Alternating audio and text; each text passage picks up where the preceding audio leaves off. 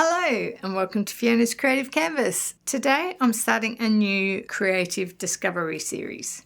I'm going to be using these small canvas panels. They're 9" by 12". I also may use some other small canvases from time to time. But the idea behind this is to have a play, learn new skills, learn more about colour palettes, techniques, composition, those kinds of things. So today we are going to be doing a complementary colour palette, and complementary colours are opposite sides of the colour wheel. So in this case I've chosen blue and the complementary colour to that is orange. So I've grabbed out phthalo blue and azo orange, and before we start on here I wanted to do a little bit of mixing. The other thing that we're going to be doing today is practicing some marking. So I've grabbed out a bunch of cardboard, some oil sticks, some skinny brushes, some rubber bands, this hexagon that I just had lying around, some paper towel, a bit of seafoam, maybe doing some splatter with a splatter brush, and a plastic cup. Oh, I've also got a fork here. So I've just grabbed out a bunch of things, went around the house looking to see what I could find. Also grabbed a squeegee out. I don't know if I'm going to use all of this stuff, but it's there ready for me to use. I grabbed this out as well. This is just a little bit of foam that I thought I would use with the rubber bands. But first of all, we're going to do some mixing. So one thing to note about using complementary colours is that when you mix them up, they can get what people refer to as muddy. So that sort of greyish brown look, which is why I want to do this test. So let's just put a bit of paint here on the side. I'm just using baking paper to put my paints on. I've got a brush here, just going to wet that a little bit. And these are acrylic paints that I'm using. So let's see what colours we actually have. So this is the straight blue. You can see there's a little bit of transparency in that. A lot of transparency in that. I can tell by this little mark on the side. That's transparent, and this one is semi-transparent. I'll use this brush for my orange. Now what I'll do here is I will slowly mix in a little bit of orange. What I might do is do all the blues first. We're going to discover some colours. Looks quite good. A bit more orange. It's going kind of green. Now I was reading, if they go green, they're probably not true complementary colours. This orange probably has a little bit of yellow in it, which would cause that green colour.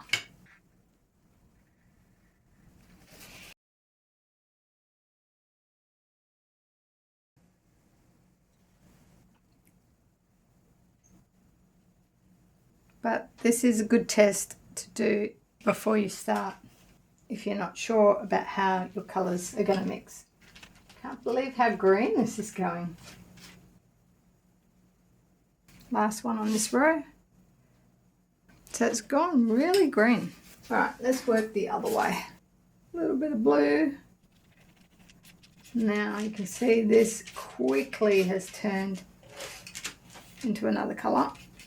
So I want a little bit less mixed in with my first one. So let's just see how much this changes. Kind of makes it a little bit warmer. So we can see before we start that it doesn't take much of the blue to affect the orange. I like this colour. And we'll bring the rest of that in now. This is like it's a raw sienna. Yeah, it could be a little bit like a raw sienna or an ochre. And then we're probably going to start heading into the green zone. It's even greener. Definitely a green. Okay, so that is phthalo blue and azo orange. Now that we've seen what colours we can create on this canvas, I also have white. It's a staple. I love using lighter colours. So we're using acrylics today, which means if you don't want your colours to mix and turn green, then let the paint dry or separate it with white. So we might try that first. Let's separate our colours using white. Let's go blue on one side, some white in the middle, and then some orange. I'm just going to cover my canvas. And then we'll get to doing some marking. A little bit of white. Blending those colours. I'm not adding any more blue to my brush, but it still looks blue. More and more white. What I might do now is just take some more blue off and more white.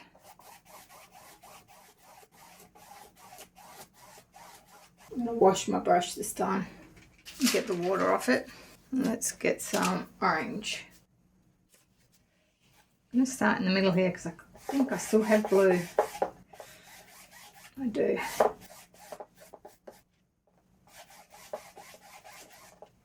I see it's green.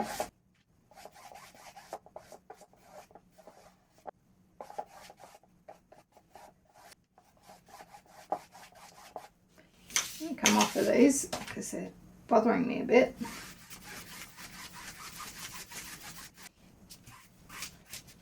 Not used to working flat on the ground here, but this is just experimental.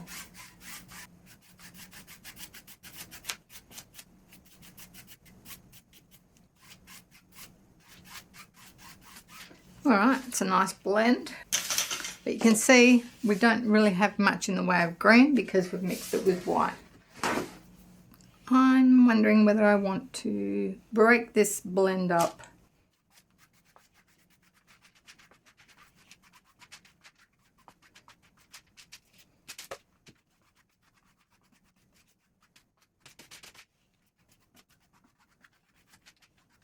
And let's bring in some of the blue.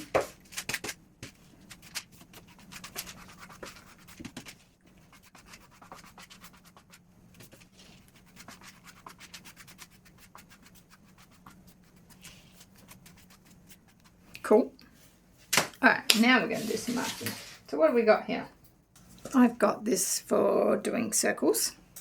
Let's just rub that. So it's not even a whole circle. Oh, need more paint. You know what?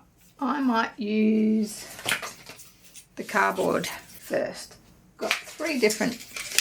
Oh look, and they're actually blue and orange. I've used them before. I've also used this before. Let's get a little bit of the blue down. Don't want the green at the moment.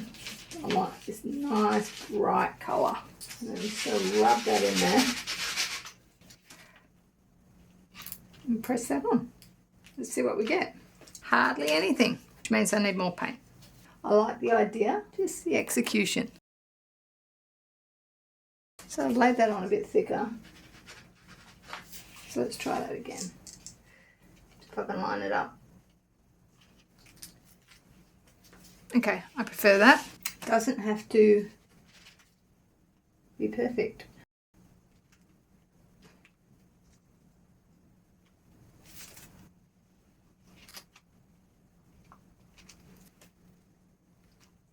Interesting, I like that. What else can we do? I've got this. Now, I think my idea for this was going to be paint something on there and stamp it. Shall we go with the orange? And do we want a little bit of white with it?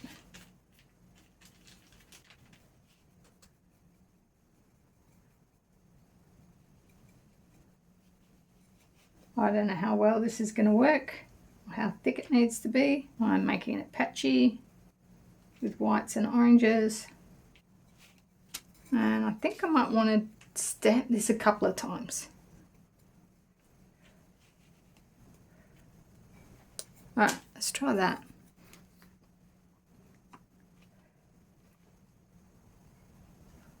Oh, it's stuck. Oh, put my fingerprints there. That's not what I expected. I'm going to use this and drag it along and see if it changes anything. Yeah, I'm going to try that again.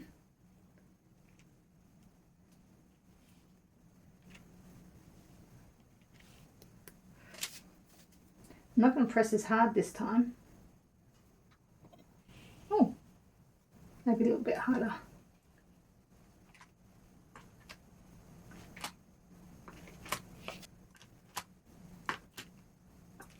Interesting. I've got some line brushes here, but I also want to try this. I think I'm going to use the white for this. And I'm going to add a little bit of blue to that. Let's take it from here. Let's change the colour of it. So it's more like a skin tone by adding that tiny bit of white and blue. Go lighter again. And let's try stamping with this sea foam.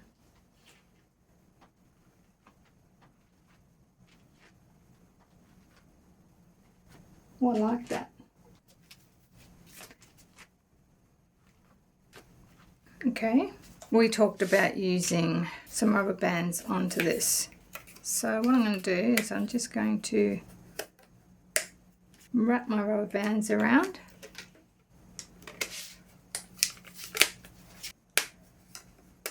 Let's cross them over a bit. I've got a twisty one there.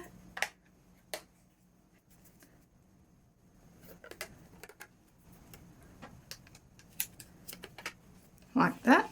And we're going to add some white up here. Get a light blue and stamp that. Ooh, we're going to get a dark corner there. Can take that off.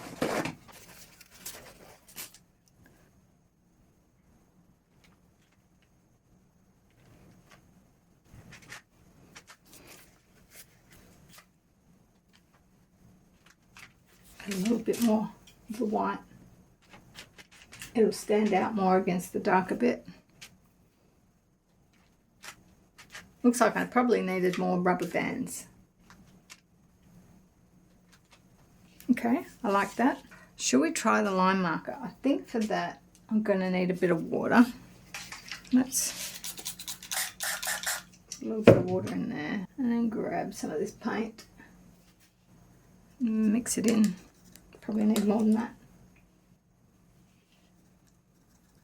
The other thing I can do is get a palette knife and get some white on that.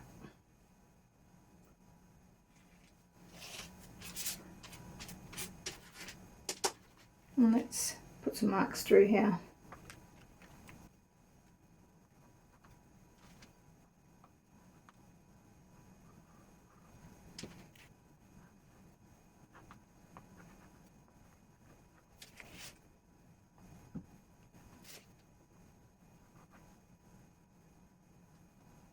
Curious. I haven't used this kind of brush much. This is a round brush. So this is just some paint mixed with water. I'm just doing some lines.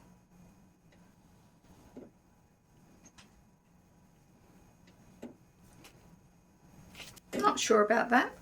Really not sure. What I'm going to do is get my sponge again, make this paint up again, and maybe sponge over the top of some of that so I don't have as much of it.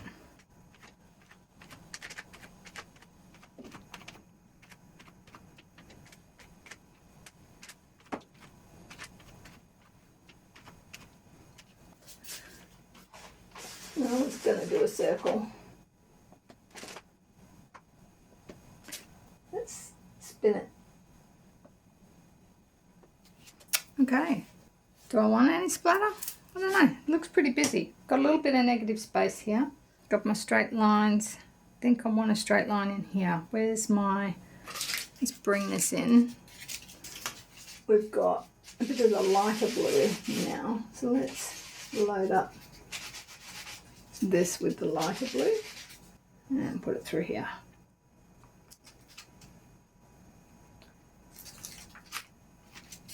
And let's try the white as well, which just makes it even lighter.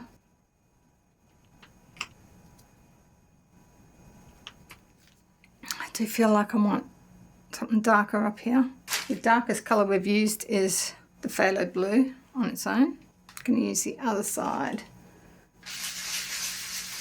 Just add a little bit more of that up here.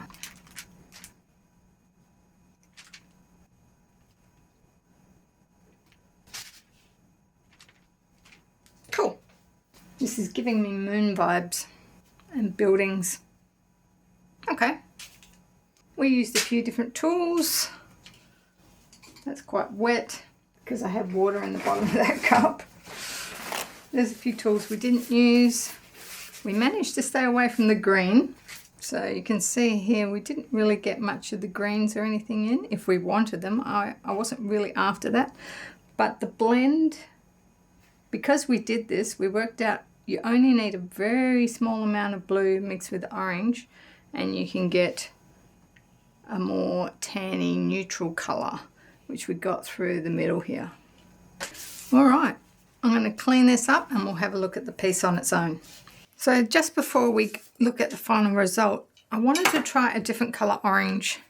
This is cadmium orange, and I just wanted to see whether it turns out more brown than this one did. So we're just going to mix a little bit of this in with the orange and see if it's still green. And I do believe it's more of a brown. So just remember, just because it's orange and blue doesn't mean it's going to be green like I got here. It depends on your colour orange and your colour blue. This one has less yellow than the other one. You can see the difference in the colours. So yeah, I just thought I would show you that, just so that you don't think every time you mix orange and blue you're going to get green, because here you can see it's actually quite brown. And here is the final result. So I do like that sort of patchwork in the background that I do. The crisscross of the brush.